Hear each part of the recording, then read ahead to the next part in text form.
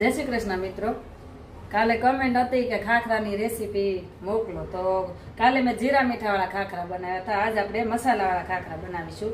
તો મેં આ 3 કપ લોટ લીધો છે.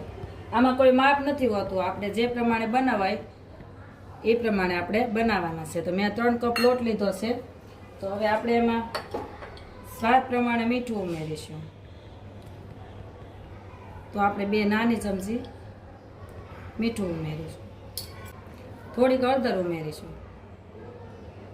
આપણે તીખું ખાતા હોય એ પ્રમાણે મરચું ઉમેરીશું. તો આપણે 2 ચમચી મરચું ઉમેરીશું. ચપટીક હિંગ ઉમેરીશું.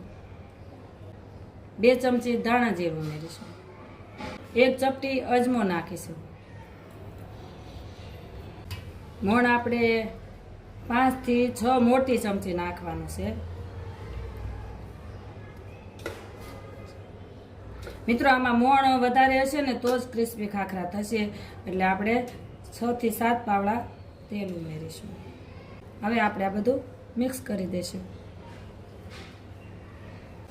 આપણે આ મોણ આવું મુઠ્ઠી પડતું આ લોટને મુઠ્ઠી વળે એ પ્રમાણે આપણે મોણ નાખ્યું એટલે લોટ આપણો સરસ થઈ ગયો છે. હવે આપણે પાણી નાખી અને બાંધી દઈશું. લોટ બાંધવાનો છે રોટલીથી થોડોક, રોટલીનો લોટ બાંધીએ ને એના કરતાં થોડોક કડક બાંધવાનો છે, થેપલા જેવો. તો આપણે થોડું પાણી ઉમેરતા જઈશું અને બાંધી દઈશું લોટ.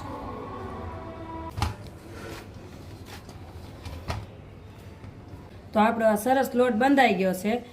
આટલો નરમ બાંધવાનો છે, રોટલી કરતાં થોડોક કડક અને થેપલા જેવો. તો આપણે હવે લોટને 10 મિનિટ રેસ્ટ આપીશું. તો હવે આપણે આ ખાખરો એક વણી લીધો છે અને તવી પણ આપણી ગરમ થઈ ગઈ છે ક્યારની. તો આપણે પહેલાં આ ખાખરો વણાઈ જાય, લોટી તપવા મૂકી દીધી એટલે આવી રીતના પોટલી બનાવી દેવાની કપડાની અંદર. કપડાં નાખી અને ખાખરો દબાવવા માટે, એટલે ખાખરો નાખીએ આપણે એટલે ધીમા તાપે. અને તો રોટલી જેવો ચડવા નહીં દેવાનો, કાચો પાકો, એટલે આપણે નાખી દબાવી તરત આપણે આને દબાવી દેવાનો છે.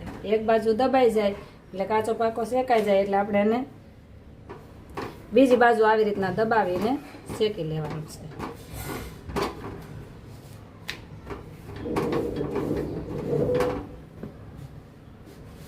તો આપણો આ ખાખરો કાચો પાકો શેકાઈ ગયો છે અને એવી રીતના મેં આ 3-4 ખાખરા બનાવી લીધા છે. તો આપણે આ મૂકતા જઈશું ને ઉપર આપણે હવે તેલ લગાવીશું. તો આવી રીતના વણતા જવા અને બધા ખાખરા પહેલાં આવી રીતના શેકી લેવાના છે કાચા પાકા. હવે આપણા ખાખરા રેડી થઈ ગયા છે કાચા પાકા શેકાઈને. હવે આપણે આને 10 થી 15 મિનિટ આવી રીતના છૂટા આપણે સુકાવા મૂકીશું.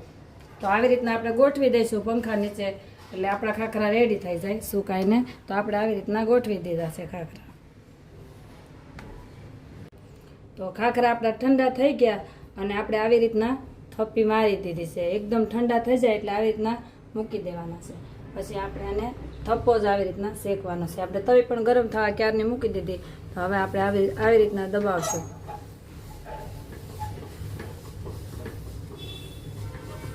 ગોળ ગોળ ફેરવતા રહીશું એટલે ચારે બાજુ એક સરખો આપણો ખાખરો સડી જાય.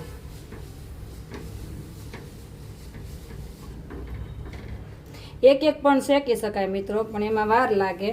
આ તમારે ફટાફટ જલ્દી શેકાઈ જાય બધા ખાખરા. પછી આવી રીતના મૂકીશું.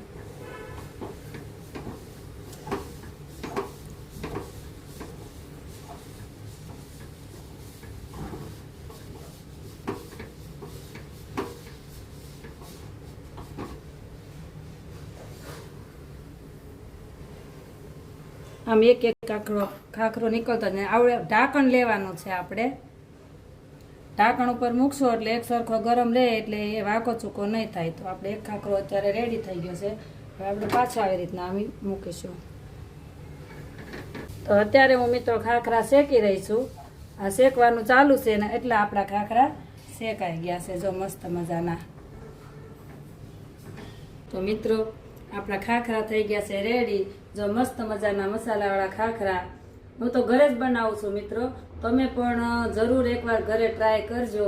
તો તમને મારી રેસીપી કેવી લાગી, સારી લાગી હોય તો મારો વિડીયો લાઈક કરજો, શેર કરજો અને કમેન્ટ કરજો.